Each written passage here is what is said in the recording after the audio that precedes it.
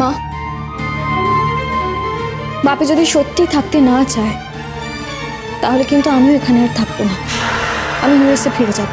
তিতির, তিতির, তুমি যেখানেই যাও আমাকে নিয়ে যাবে। আমাকে এখানে একা ফেলে তুমি কোথাও যাবে না। দায়িত্ব যখন নিয়েছি মাঝপথে তো তোমায় ছেড়ে দিতে পারবো না লালন, তোমাকে নিয়েই যাব। তাহলে আর বিয়ের বাকিটা কি থাকলো? বাপি, তুমি চাও না বিয়ে হবে না, ঠিক আছে, কিন্তু একসঙ্গে থাকতে তো তুমি বাধা দিতে পারো না। না না, তুমি একজন অ্যাডাল্ট তিতির, আমি তোমাকে কোনোভাবেই কোনো কাজে বাধা দিতে পারি না, অনুরোধ করতে পারি মাত্র। তুমি যখন আমার অনুরোধ রাখছো না, আমার কথা শুনছো না, সেক্ষেত্রে আমি তোমায় বাধা কি করে দেবো? আমি তোমায় বিয়েতেও বাধা দিতে পারি, কিন্তু একজন স্বাধীন মানুষ হিসেবে সেই বিয়েতে কোনোভাবে ইনভলভ না হওয়ার স্বাধীনতা আমার থাকে, কিন্তু সেটুকু চয়েস আমার থাকে, এবং সেই চয়েসটা আমাকে করতে দিতে হবে, এটা জেনে রেখো সবাই। বাপি, তার মানে তুমি আমার বিয়েতে থাকবে না, তাই তো? মানে লালনের সঙ্গে আমার বিয়ে হলে তুমি সেই বিয়েতে পার্টিসিপেট করবে না, এটাই বললাম তিতির, ধর্ম তো আমার পক্ষে থাকা সম্ভব নয়। কি কি তখন থেকে ধর্ম ধর্ম করছো বলো তো? আমি কিচ্ছু বুঝতে পারছি না তোমার কথা। একজন স্ত্রী তার স্বামীকে এখানে রেখে দিয়ে চলে গেল এবং যাওয়ার সময় বলে গেল তার স্বামী যদি তার কাছে কোনোদিনও কখনো ফিরে আসতেও চায় সে নাকি তাকে গ্রহণ করবে না। এটা বুঝি তোমার চোখে ধর্ম? শোনো, তোমার ফুলঝুরি যদি লালনকে এতটাই ভালোবাসতো না, তাহলে লালনের সেবা করত, যত্ন নিত, লালনের মন পাওয়ার চেষ্টা করত। এইভাবে না লালনকে আমাদের বাড়িতে ফেলে রেখে দিয়ে চলে যেতে পারতো না। ফুলঝুরি আসলে লালনকে ওর কাঁধ থেকে ঝেড়ে ফেলেনি অদিতি। একটা মেয়ে হয়ে আরেকটা মেয়ের কষ্ট কেন তুমি বুঝতে পারছো না? আজকে ফুলঝুরি যে কষ্টটা পাচ্ছে, দুদিন পরে তোমার মেয়ে সেই কষ্টটা পাবে, তখন মেনে নিতে পারবে তো সেটা?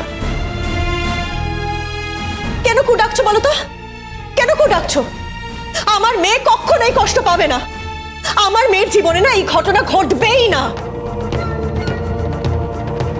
আমার মেয়ে কোকুলকে যতটা ভালোবাসে, কোকুল আমার তিতিরকে যতটা ভালোবাসে, ওদের এই ভালোবাসা কোনো দিন হারিয়ে যাবে না, আমি জানি। আর ছেলেটা আমার মেয়ের সাথে থাকলেই দাঁড়াবে, আমার মেয়েই ওকে দাঁড় করাবে। আচ্ছা, ওরা যদি একে অপরের সাথে সুখী হয়, তাতে তাতে তোমার অসুবিধাটা কোথায় হচ্ছে বলো তো? ছেলেটা গান গেয়ে নাম ডাক করবে, আমার মেয়েটা ওর সাথে ভালো থাকবে। এটা এটা বাবা হয়ে চাও না তুমি? আমার এক সন্তানকে তো আমি হারিয়েছি, এখন মেয়েটাই আমার কাছে সব কিছু, আমার বেঁচে থাকার একমাত্র আশা। মেয়েটা সারা জীবন আমার কাছে থাকবে, সাথে লালনও। লালনকে তো আমি কোকুলের জায়গায় বসিয়েছি, লালনের মধ্যে আমি আমি আমার আমার হারিয়ে যাওয়া কোকুলকে ফিরে পাবো। এগুলো এগুলো কি সত্যি তুমি বুঝতে পারো না? হ্যাঁ, কেন কেন না বোঝার চেষ্টা করো বারবার? সবসময় নিজের চাওয়াগুলোকে তুমি দাম দিলে, আমার চাওয়ার কি কোনো দাম নেই তোমার কাছে? বাবারে বাবা, আমার খুব রাগ হলো জানিস তো। তোর একটু একটু মাসের উপর আমার রাগে মাথাটা বেড়ে গরম হয়ে গেল। আমি ফোন করলাম তোর একটু একটু মাসিকে আমি বললাম যে তোমার এত বড় সাহস কি করে হয়? তুমি আমাদের বাড়ির এরকম একটা অসহায় মেয়েকে তুমি নাচিয়ে দিয়ে তুমি ছেড়ে দিলে। হ্যাঁ, আমি বললাম তারপরে আমি বললাম যে তোমার কি কোনো ধর্ম অধর্ম নেই?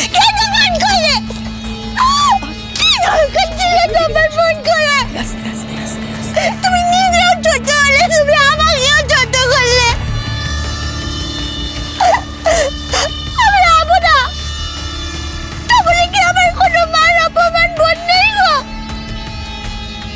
যে আমাকে ভালোবাসে না তাকে কেন জোর করে করে বলছো?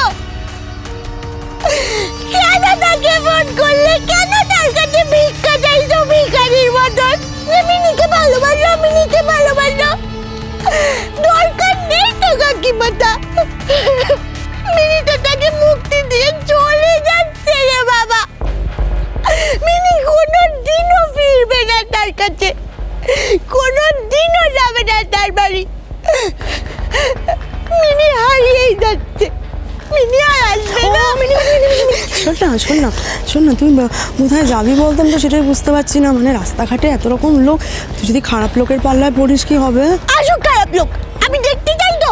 হ্যাঁ, সেইটা আমাকে মেরে ফেলুক, আমি মরে যেতেই চাই, আমি মরতেই ওরে চাই। বোকা মেয়ে, খারাপ লোক সবসময় মারে না, তোকে আটকে রেখে তোর উপর অত্যাচার করতে পারে খারাপ লোকগুলো। ও বাবা, শেষকালে যদি কোনো বিপদ হয় মিনি কি হবে? ঘর থেকে যখন বাইরে বেরিয়ে পড়েছি তখন তো বিপদ হবেই কাকিমাটা। ভয় করলে তো চলবে না, বলো কাকিমাটা। বলছি তুমি যখন ভালো হয়ে এসেছো, তুমি আমার বাবা মাটাকে দেখো। আমার আমার দেখবো। বাবা মাকে তো আমারই দেখার কথা ছিল, আমি তো আর মানুষ হতে পারিনি, ওদের ভালো মেয়েও হতে পারিনি, তাই আমি তো দেখতে পাচ্ছি না। তাই তোমায় বলে যাচ্ছি, তুমি একটু দেখো, দেখো। দেখবো বাবা, দেখবো। আমার মাথাটা কেমন রোগা হয়ে যাচ্ছে। হ্যাঁ, আমি চলে গেলে আমার মাথাটা দু একবার কাটবে, বলো। তোর কি কাঁদবে মিনি? আমার মনে হয় না তোর মা কাঁদবে, তোর মা বেঁচে যাবে। কষ্ট পাস না, কিন্তু সত্যি কথা জানিস তো, আমি তোর মাকে পাড়ার মহিলাদেরকে বলতে শুনেছি, নিজের কানে শুনেছি যে তোর মা বলে যে ঈশ্বর আমাকে একটা মাত্র সন্তান দিল। তার মানে কি? মানে ওই যে ঈশ্বর তোর বাবা মাকে একটা মাত্র সন্তান দিয়েছে, এমন একটা সন্তান দিয়েছে যাকে নিয়ে তোর বাবা মায়ের ইচ্ছা আকাঙ্ক্ষা কোনোটাই পূরণ হবে না। কষ্ট পাস না মিনি, কষ্ট পাস না। আমি জানি এসব শুনলে খুব কষ্ট হয়, কিন্তু তোর মা কি করে বলে বলতে এই কথাটা? তোর তো হাতে কিছু নেই, তুই কি করবি? জানি, আমি জানি, আমার অনেক আগেই চলে যাওয়া উচিত ছিল। কেন যে যাইনি, কেন যে যাইনি?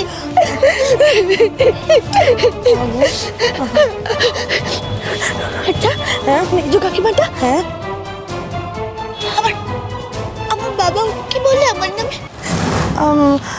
বাবা দেখ, তুই খারাপ পাস না। তোর মা তো বাড়িতে খুব অশান্তি করে, মানে তোর সামনে করে না, কিন্তু এমনিতে খুব অশান্তি করে বড়দার সঙ্গে, তোর বাবার সঙ্গে, যে তোর মতন একটা মেয়ে হয়েছে বলে তোর মা কোথাও বাইরে বেরোতে পারে না, সারাদিন বাড়িতে বন্ধ হয়ে থাকতে হয়, সারাদিন তোকে দেখাশোনা করতে হয়, কোনো রকমভাবে বাইরে যেতে পারে না, দম বন্ধ হয়ে যাচ্ছে, দম বন্ধ হয়ে যাচ্ছে। এইগুলো যখন তোর বাবা শোনে, বাবার সঙ্গে যখন ঝগড়া করে, তখন তোর বাবা বাধ্য হয় সান্ত্বনা দিতে, মানে তোর বাবা সান্ত্বনা দিয়ে এগুলো বলে, যে তখন তোর মা ঝাড়া হাত পা হয়ে যাবে, নিশ্চিন্ত হয়ে যাবে, এদিক ওদিক ঘুরে বেড়াবে তোর বাবা, তখন তোর মাকে দেশ বিদেশ সব জায়গায় ঘোরাবে। আমি আমি নিজের কানে শুনেছি, এটা বল বাবা। তুমি সত্যি বলছো? ও মা, বাবা এগুলো বলে? সত্যি কেন বলবো না মিনি? দেখ, আমি একটা কথা বলছি, আমি ভেবেছিলাম যে তোকে এই কথাগুলো কোনোদিন বলবো না, কিন্তু আজকে যখন দেখলাম মিনি সমস্ত দুঃখ কষ্ট জয় করে, হ্যাঁ জয় করে যখন মিনি বাড়ি থেকে চলেই যাচ্ছে, তাহলে তো মিনির সত্যিটা জানা উচিত, মিনির এটা জানা উচিত, যাতে যদি বাবা মা কোনোদিন মিনিকে খুঁজে পায়, মিনি যাতে আর ফেরত না আসে, মিনি যাতে জোর গলায় বলতে পারে যে আমি তোমাদের কাছে ফেরত যাব না। হ্যাঁ, যে বাড়ির লোকরা মিনিকে ভালোবাসে না, যে বাড়ির লোকগুলো মিনিকে মা বাবা, যে বাড়ির বাবা মা মিনিকে সন্তান বলে পরিচয় দিতে ইচ্ছা করে না, সে বাড়িতে মিনি কেন ফেরত আসবে? আবার জানিস তো, এটাও ভাবলাম যে ধর তোর বাবা মা কোনোদিন তোকে খুঁজে পেয়ে গেল, তুই তখন পাল্টি খেয়ে ভালো মানুষ সেজে তোর বাবা মাকে বলে দিলি যে মেজো কাম্মা তো সব জানতো, মেজো কাম্মাই বলেছে আমাকে বাড়ি থেকে চলে যেতে। তখন হ্যাঁ বলিস না, কারণ আমি কিন্তু কিছু স্বীকার করবো না তখন। তুমি চিন্তা করো না মেজো কাকিমাটা, আমি কারোকে কিচ্ছু বলবো না। আসছি, তোমরা সবাই ভালো থেকো। গো, আসছি। সাবধানে যাস মিনি, সাবধানে যাস, সাবধানে যাস, চকলেটগুলো খাস।